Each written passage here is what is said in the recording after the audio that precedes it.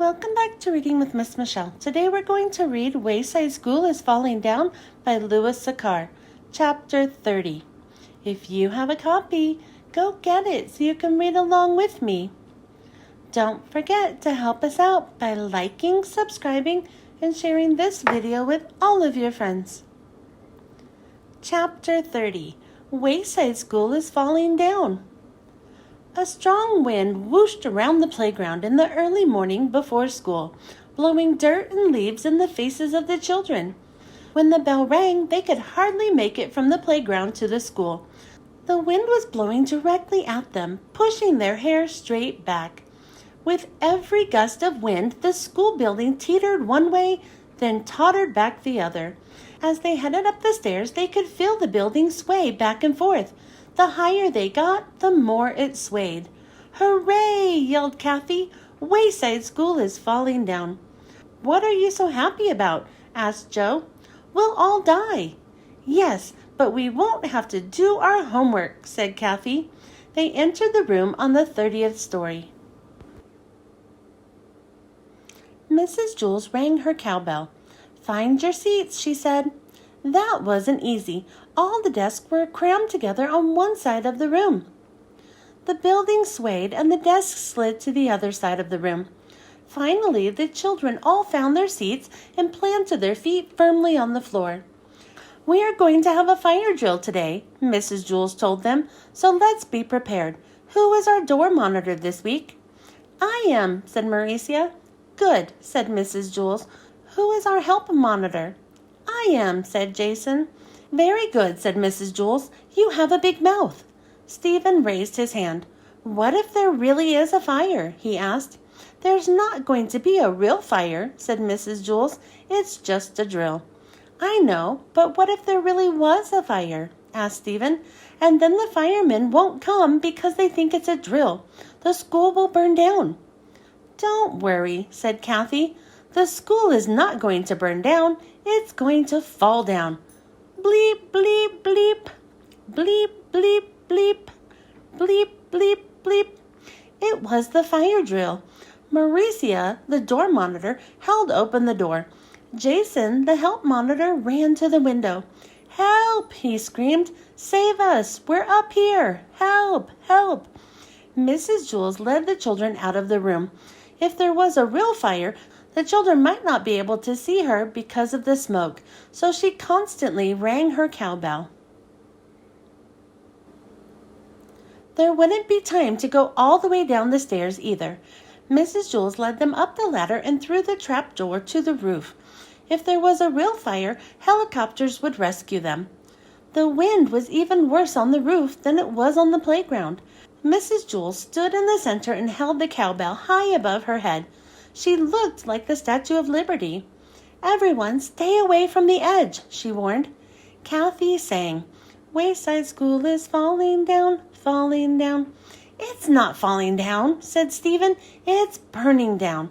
And no one will rescue us because they think it's a drill." Jenny noticed a dark funnel-shaped cloud off in the distance. "Tornado!" she screamed. "We're all going to get sucked off the roof."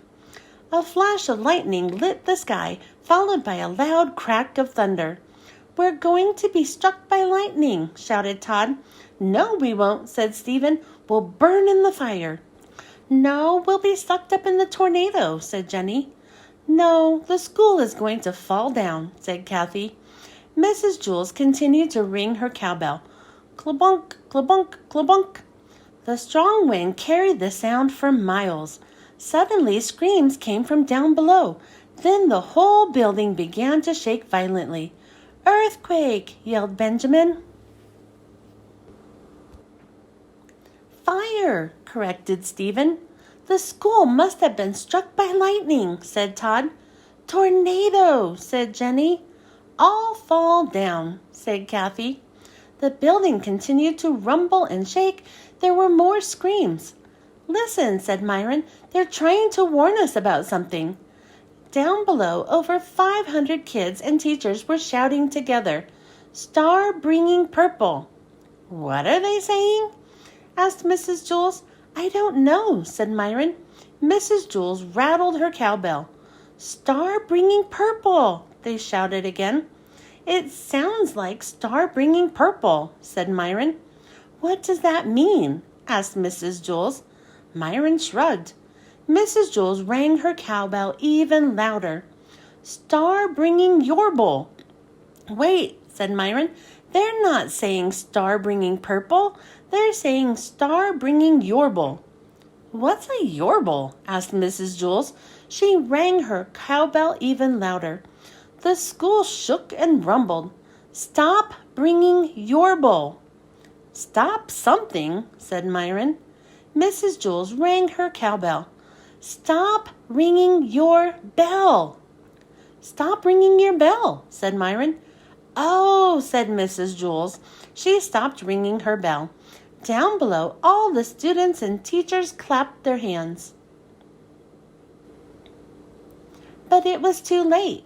Rondi opened the trap door. "Cows!" she exclaimed. The school was filled with cows. From all over the countryside, cows had heard Mrs. Jules' cowbell and heeded the call. There were thousands of them. They filled the stairs and all the classrooms. There was no way for the children to get down. Helicopters finally came and took them one at a time off the roof. Wayside School didn't blow down. It didn't burn down. It wasn't struck by lightning, sucked up in a tornado, or destroyed by an earthquake. It was cowed. No one knew how to get rid of the cows. Cows are strange animals. They don't mind walking upstairs, but nothing can make them walk downstairs. Someone suggested starving the cows, but the farmers wouldn't allow that. Thousands of bales of hay were sent in. Several cows had calves. The newspapers thought it was funny and made jokes about smart cows learning to read and write. And so Wayside School was closed. The kids and teachers were temporarily sent to different schools. Only one person stayed behind.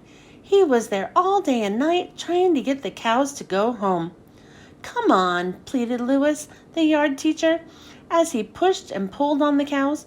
"Go home, please. Pretty please." Everybody mooed. The end. Thanks for joining me for Chapter 30. Don't forget to help us out by liking, subscribing, and sharing this video with all of your friends. I hope you join me next time. Bye.